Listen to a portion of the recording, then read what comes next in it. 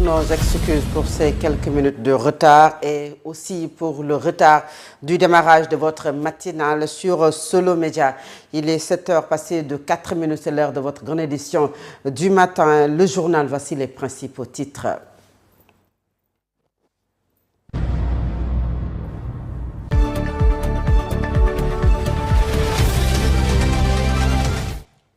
La commission des lois s'est réunie ce matin pour examiner la proposition de loi relative à la révision de la Constitution. Les députés sont donc convoqués pour formuler des observations avant que le texte ne soit soumis potentiellement examiné en séance plénière.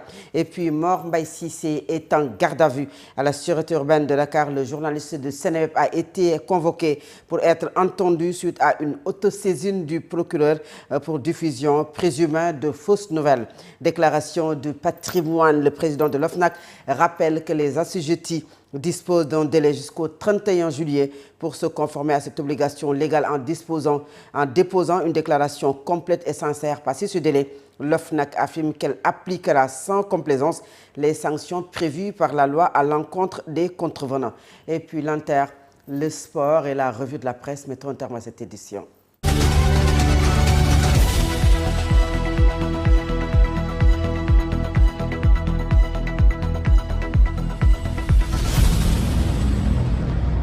La commission des lois de l'Assemblée nationale s'est réunie aujourd'hui pour examiner la proposition de loi numéro 17/2026 relative à la révision de la Constitution. Les députés devront formuler leurs observations avant que le texte ne soit potentiellement examiné en séance plénière, une étape cruciale du processus législatif. Et puis en plus bref, Mor Mbaye Cissé en garde à vue à la sûreté urbaine de Dakar. Le journaliste du Sud Information Seneweb a été convoqué pour être entendu suite à une autosaisine du parquet pour diffusion présumée de fausses nouvelles. Auteur d'un article en exclusivité évoquant l'arrestation vendredi d'un fils d'un juge du pôle judiciaire financier en possession de 25 millions de francs CFA, argent qu'il disait avoir dérobé de l'armoire de son père. Il serait reproché à notre confrère de Seneweb d'avoir révélé les propos d'un mis en cause avant que l'enquête ne dise que l'argent en question n'appartient à son père, mais c'est issu d'un vol en bande organisée portant sur la somme de 100 millions de francs CFA. Et puis direction Ziguinchor pour rester sur la justice où, malgré un arrêt de la Cour suprême rendu en novembre 2025, annulant le projet d'exploitation du zircon sur la dune des Niafran, les populations dénoncent la poursuite des démarches administratives qu'elles jugent contraires à la décision de justice face à un recensement récemment engagé en vue d'éventuelles expropriation et indemnisation. Les acteurs de la contestation pointent l'absence d'études d'impact environnemental, de certificats de conformité et d'autorisation d'exploitation. Ils interpellent les plus hautes autorités de l'État afin qu'elles mettent un terme au processus et ouvrent un dialogue. Je vous propose d'écouter Ousmane Mané. Il est membre du collectif de lutte contre l'exploitation du zircon à Ziguinchor. Il est ici avec Ibrahim Khalil Djemé. D'abord, nous déplorons le fait que depuis novembre 2025, il y a un arrêt de la Cour suprême qui annule ce projet d'exploitation du zircon sur la dune de Niafran. Nous avons même fait un référé auprès de la Cour suprême pour obliger l'administration à faire arrêter le projet. La Cour suprême a rejeté pour dire que ce n'est pas son boulot de faire exécuter des décisions de justice. Elle a rendu son arrêt. Maintenant, c'est à l'administration de le faire. Nous avons saisi les autorités compétentes. Ils n'ont pas réagi. On a été surpris la dernière fois, la semaine passée seulement, avec une notification du sous-préfet pour dire qu'il venait recenser sur la dune de Niafran. Je peux vous rassurer, les terrains et les habitations en vue d'un éventuel dédommagement, expropriation pour le démarrage du projet. Alors qu'au moment où je vous parle, nous n'avons ni étude d'impact environnemental, nous n'avons pas de certificat de conformité, on n'a pas vu l'autorisation d'exploitation. Donc, compte tenu de tous ces manquements, on est parti rencontrer le maire pour lui dire de revoir leur copie, d'exiger quand même un minimum de garantie pour venir des travaux. Ah, nous interpellons le ministre, peut-être que même le président de la République, dans les jours à venir, on va l'interpeller pour qu'il se prononce par rapport à ce qui se passe.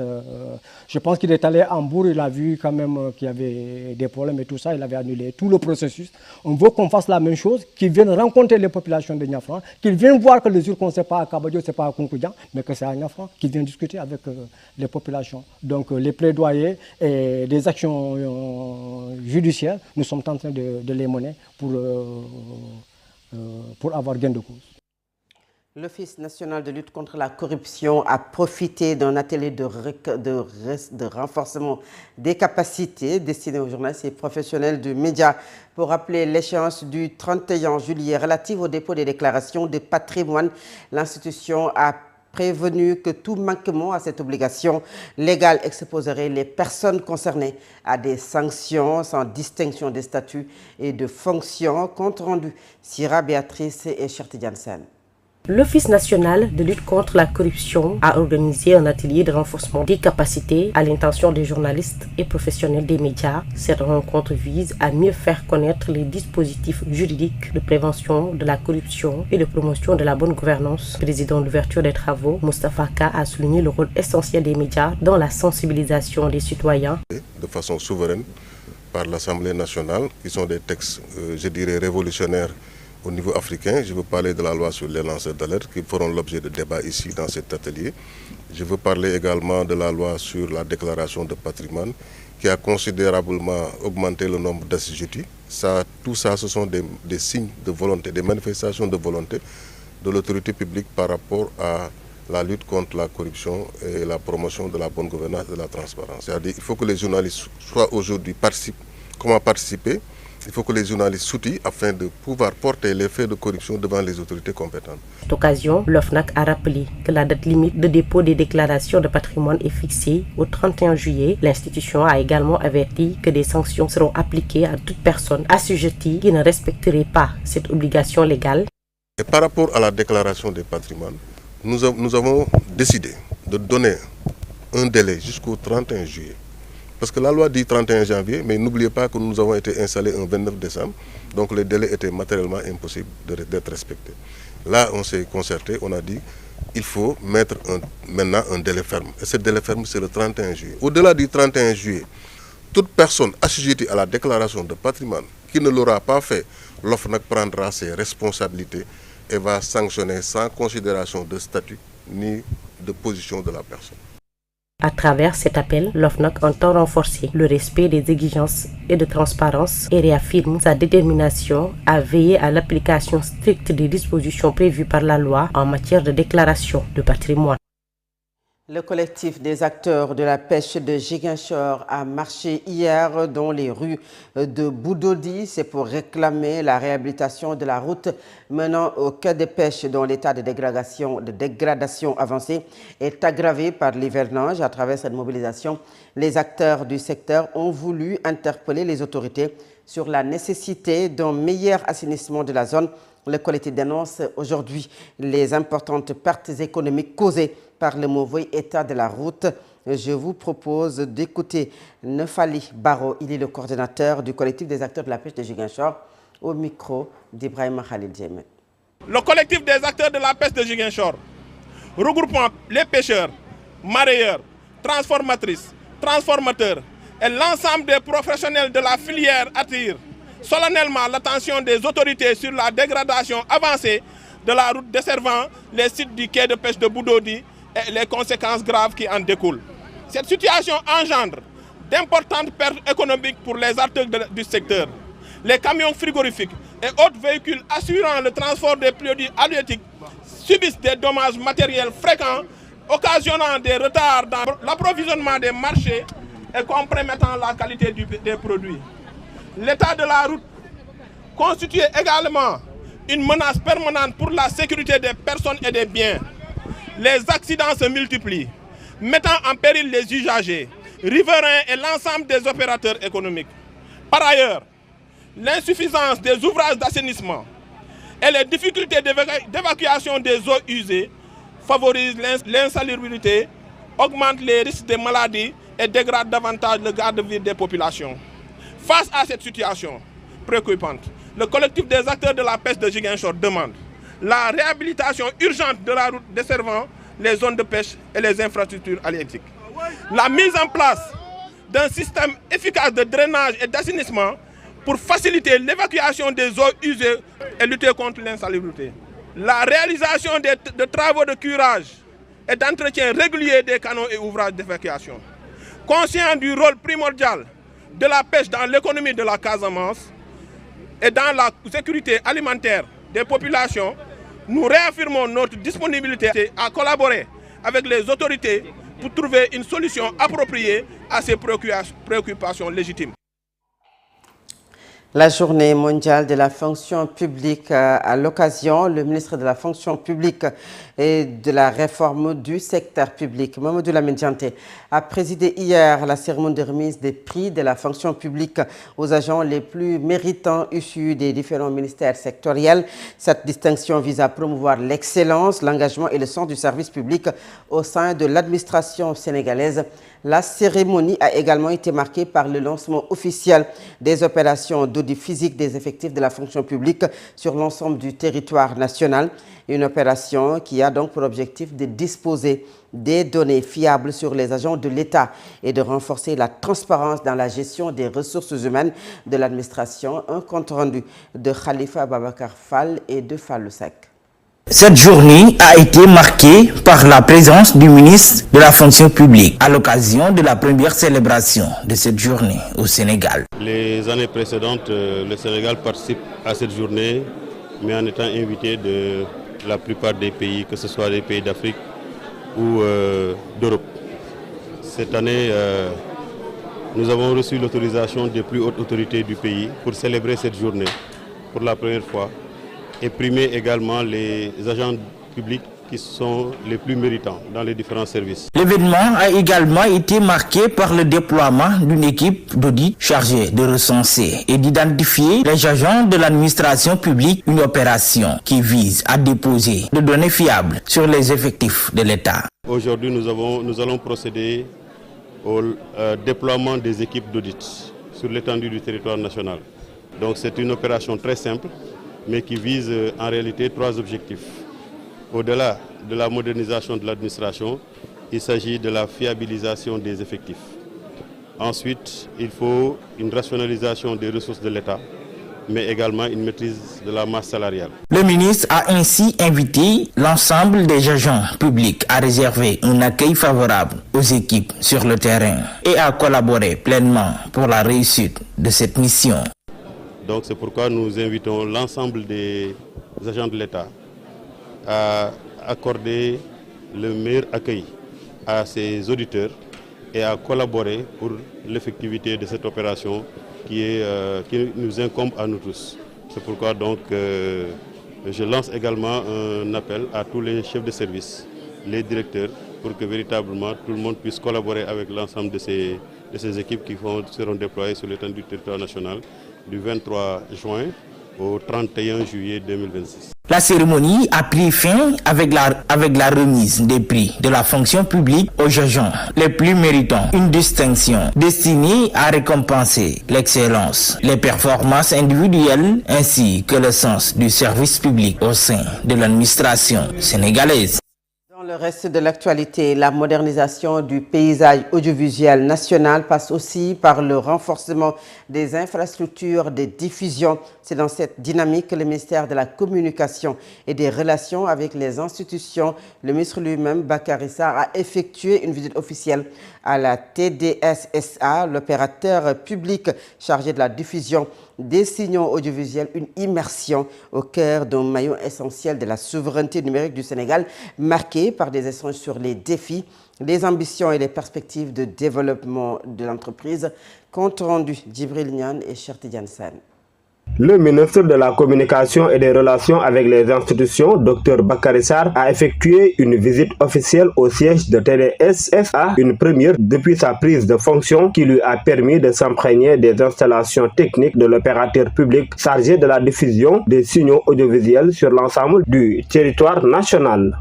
Nous sommes aujourd'hui à TDS dans le cadre de nos visites, une série de visites que nous avons entamées auprès des services du ministère pour rencontrer les structures, échanger avec le personnel, avec les représentants, les écouter pour justement recueillir l'ensemble des préoccupations relatives au fonctionnement, relatives à la manière dont les structures fonctionnent et les programmes qui sont en cours, mais également les ambitions et recueillir également les recommandations. Sur place, la directrice générale de TDS SA a présenté les missions, les performances, mais aussi les contraintes auxquelles l'entreprise est confrontée. Amin Tassar a notamment plaidé pour un renforcement de l'accompagnement de l'État afin de permettre à la société de poursuivre sa modernisation et d'élargir davantage sa couverture. Et donc aujourd'hui, nous avons échangé déjà dans notre bureau et je pense que certains sujets ont été exposés, notamment les défis techniques et financiers. S'en est suivi une présentation globale de la structure avec le top management et je pense qu'il a été très réceptif, il a écouté et effectivement une réunion technique plus grande est envisagée pour pouvoir aborder tous ces sujets-là au calme et pouvoir recueillir également son appui. À l'issue de la visite, le ministre a salué le rôle stratégique de TDS SA dans le paysage médiatique sénégalais et a réaffirmé la volonté des pouvoirs publics de soutenir les efforts de modernisation de cet outil essentiel à l'accès des citoyens à l'information. Et puis, Djibril Niane Ahmed Babou du Prytanée militaire de Saint-Louis, sacré meilleur élève du Sénégal au concours général 2026 pour la deuxième année consécutive. Donc, cet élève du Prytanée militaire est sacré meilleur lauréat du concours général du Sénégal. Et cette fois-ci en terminale avec 68 points et 4 premiers prix. Français, citoyenneté, droits de l'homme, dissertation philosophique et physique. L'édition 2026 qui marque le 60e anniversaire du concours a réuni 3590 candidats et récompensé 118 lauréats au total. La cérémonie sera présidée par le président de la République, Bassirou Diomaye Faye. Et dans la région de Dakar, les accidents impliquant les piétons restent une préoccupation majeure. Malgré la présence de passerelles destinées à sécuriser les traversées, de nombreux usagers continuent de traverser les routes à pied, s'exposant ainsi à de graves dangers entre manque de discipline, éloignement de certains ouvrages et insuffisance de sensibilisation plutôt. Ce reportage s'intéresse aux causes de ces manquements et aux pistes de solutions pour renforcer la sécurité routière. C'est un reportage de Abdou Sarr et de Cheikh Tidiane Sène. Chaque jour à Dakar, de nombreux piétons traversent la route au péril de leur vie. Certains n'utilisent pas les passerelles malgré leur présence, tandis que d'autres n'en disposent tout simplement pas. Cette situation provoque régulièrement des accidents et soulève des inquiétudes sur la sécurité des usagers de la route. Des pierres ont été placées le long de la route, ce qui empêche parfois les usagers de circuler librement. Les grillages installés sur les bords de la chaussée sont également souvent cités parmi les facteurs qui peuvent provoquer des accidents.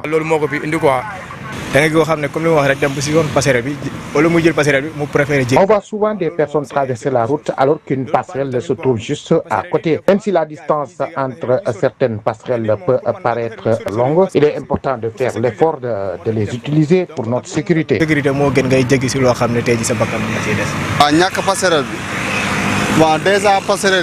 Les passerelles sont déjà un peu éloignées, ce qui explique que certaines personnes ne soient pas motivées et les emprunter.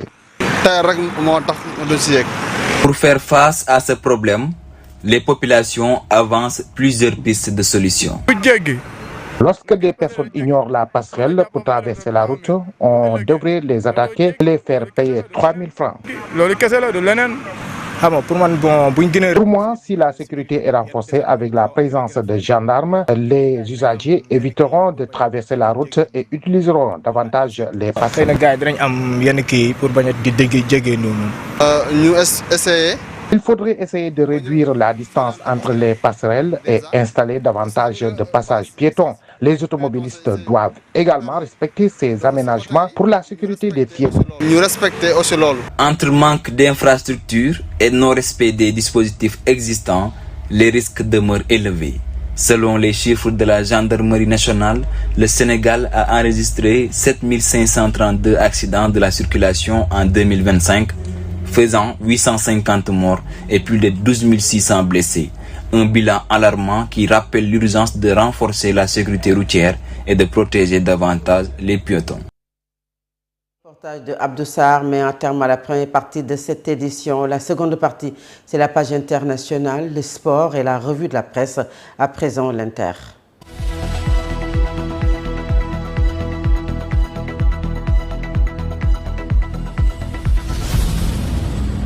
Depuis 8 ans, les autorités belges et congolaises ont entamé un travail de fond sur la restitution des objets d'art ou de patrimoine emportés et souvent pillés durant la colonisation de ce qui fut l'État libre du Congo, puis le Congo belge, mais au-delà des collections du musée de l'Afrique centrale de Tervueren qui font l'objet de recensement en vue de restitution au musée de Kinshasa, figurent aussi des collections ethnographiques au contenu plus que douteux, à savoir des crânes d'Africains détenus dans les musées belges. Au Moyen-Orient, le Sénat américain a adopté hier une résolution pour ordonner le retrait des forces américaines dans le conflit face à l'Iran. Il s'agit d'un revers avant tout symbolique pour Donald Trump, puisque le cycle des pourparlers de paix entre les États-Unis et l'Iran s'est achevé lundi en Suisse. L'Iran a répété de son côté vouloir garder le contrôle sur le détroit d'Ormuz, malgré l'annonce par Washington d'une levée de sanctions sur le pétrole iranien dans le cadre des pourparlers pour une fin à la guerre au Moyen-Orient. Le secrétaire d'État américain Marco Rubio a de nouveau exclu l'imposition par l'Iran de péage aux redevances sur le détroit d'Ormuz. Et puis tout de suite, c'est la page sportive.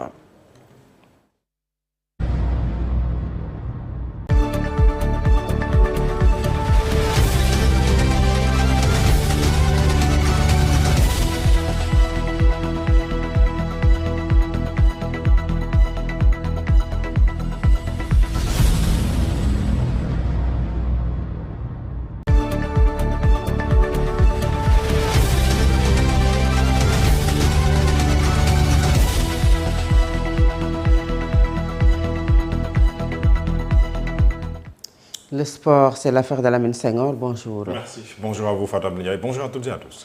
Alors, avant de parler de la Coupe du Monde, parlons d'abord de la lutte sénégalaise. La Fédération sénégalaise de football a sanctionné le lutteur Prince. Oui, plutôt la Fédération sénégalaise de lutte. Vous avez parlé de football. Oui, c'est vrai. Tous les yeux sont rivés aux États-Unis pour la Coupe du Monde. Exactement. Et le prochain match, le dernier match de poule du Sénégal contre l'Irak. Mais nous y reviendrons certainement. Avant cela, parlons alors de la lutte, la Fédération sénégalaise de lutte. Merci beaucoup, oui, vous l'avez dit, la Fédération sénégalaise de lutte a décidé de suspendre le lutteur Prince pour 1 an, dont 6 mois ferme suite à son comportement violent. Après son récent combat, rappelez-vous, c'était donc face au lutteur Lac de Guiers 2. Après que Lac de Guiers lui a donc terrassé, le jeune lutteur a donc donné un coup de poing à son adversaire, l'acte de guerre numéro 2. Combat d'ailleurs qu'il a perdu, je rappelle. L'acte a été puni. La Fédération sénégalaise de lutte tient là sur la discipline de respect des règles dans la lutte sénégalaise. Finalement, donc, la suspension est tombée. Prince écope d'un an de suspension, dont 6 mois ferme. C'est donc une décision qui a été prise par la Fédération sénégalaise de lutte hier, Fatou Abdou. Je pense qu'il faut plus de sensibilisation. Il faut bien et mieux sensibiliser les lutteurs. On parle souvent de sanctions de la Fédération sénégalaise de lutte. Souvent, ils sont excessifs quand même, certains lutteurs, très excessifs. Est-ce qu'ils connaissent exactement les règlements? Je pense que c'est là que... Parce que c'est gagner ou perdre, en fait. Exactement. Mais pas la violence que l'on voit quand même autour du stade, à l'intérieur, à l'arène, entre autres. Oui, et c'est là qu'intervient la sensibilisation que vous avez dit. Il faut de la sensibilisation. Encore et encore, de la sensibilisation, bien sûr. Et ça, c'est important. Alors, nous parlons du mondial. Edouard Mendy, le gardien de but sénégalais, est forfait pour le match Sénégal-Irak du vendredi pour cause de blessures. Oui, une autre mauvaise nouvelle pour l'équipe nationale du Sénégal, touchée au genou contre la Norvège. Le portier du Sénégal Edouard Mendy ne disputera pas donc le prochain match de la Coupe du Monde contre l'Irak. Football, bien entendu, dans un communiqué diffusé hier mardi soir, tard dans la nuit, par la Fédération sénégalaise de foot. Eh bien, cette instance est revenue et nous en dit un peu plus sur la blessure du portier Edouard Mendy, qui sera donc indisponible pour le prochain match du Sénégal. Des examens médicaux complémentaires sont en cours afin d'évaluer avec précision la nature de sa blessure, écrit à la Fédé sur ses plateformes digitales. À noter que la Fédération n'a pas précisé exactement la nature de la blessure du portier, mais une chose est sûre, Edouard est donc forfait contre l'Irak et même pour le reste du mondial, selon des informations, si le Sénégal parvient donc à se qualifier comme parmi les meilleurs troisièmes de cette compétition de la Coupe du Monde 2026. Les Lions ont repris les entraînements hier, donc mardi, après la défaite face à la Norvège, dans la nuit du lundi au mardi. Une séance de décrassage pour les titulaires et intense pour le reste du groupe. Je rappelle que Nicolas Jackson, l'attaquant sénégalais qui a joué l'entièreté du match contre la Norvège, ainsi que Pape Alassane Gueye et Ismaïla Sarr, ont été donc ménagés, alors que l'absence d'Edouard Mendy se justifie par sa blessure. Focus cette fois-ci sur les résultats de la Coupe du Monde 2026, donc dans la journée d'hier, représentant africain au mondial. Le Ghana a insisté ou a résisté hier donc à l'Angleterre pour décrocher un précieux match nul dans le groupe K de la Coupe du Monde 2026. Plutôt, je rappelle que le Portugal a été porté donc par un Cristiano Ronaldo étincelant face à l'Ouzbékistan. Pape Maguedba est revenu sur tout cela.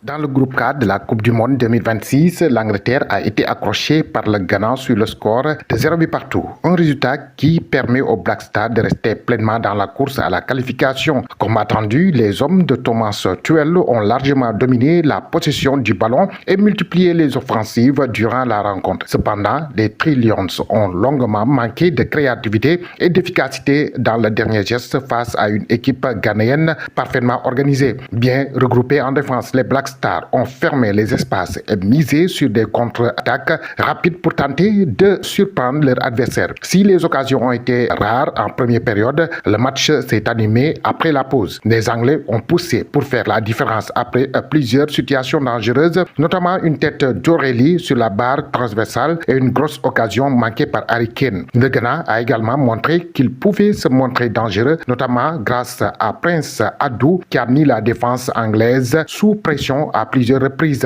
Dans les derniers instants, les Ghanéens ont même dû s'employer pour préserver le point du match nul avec un sauvetage décisif sur la ligne d'Apong dans le temps additionnel. Au final, c'est 0 but partout. Plus tôt dans la soirée, le Portugal a envoyé un message fort à ses concurrents après avoir été tenu en échec par la République démocratique du Congo lors de son entrée en lice. La sélection portugaise a parfaitement réagi en infligeant une lourde défaite à l'Ouzbékistan, 5 buts à 0. Et cette victoire éclatante porte surtout la signature de Cristiano Ronaldo. À 41 ans, l'attaquant portugais a une nouvelle fois montré qu'il restait l'un des hommes forts de cette équipe. Cristiano Ronaldo atteint désormais la barre des 10 buts en Coupe du Monde et devient le meilleur buteur portugais de l'histoire du tournoi, dépassant la légende Eusebio, auteur de 9 buts en phase finale de mondial. Ce matin, la Colombie a pris le dessus sur la RDC. Un autre représentant africain, la République démocratique du Congo, s'est donc incliné 1 but à 0. Ce soir, 19h, 2 matchs à suivre. La Suisse jouera contre le Canada. La Bosnie fera face à l'équipe qatari. Et puis à 22h, le Maroc fera face à l'Haïti. Et de l'autre côté, donc je rappelle que l'équipe écossaise jouera contre le Brésil. Fatou Ndiaye. Merci beaucoup Alamine Senghor et puis nous restons avec vous pour le dernier point de cette édition et c'est la revue de la presse. Bonjour, fini la Coupe du Monde de Edouard Mendy. Le gardien de l'équipe nationale du Sénégal sera absent pour le dernier match de phase de groupe de l'équipe nationale du Sénégal ce vendredi face à l'Irak. Solo Quotidien revient sur sa blessure, mettant en exergue l'image du gardien numéro 1 du Sénégal. La fédération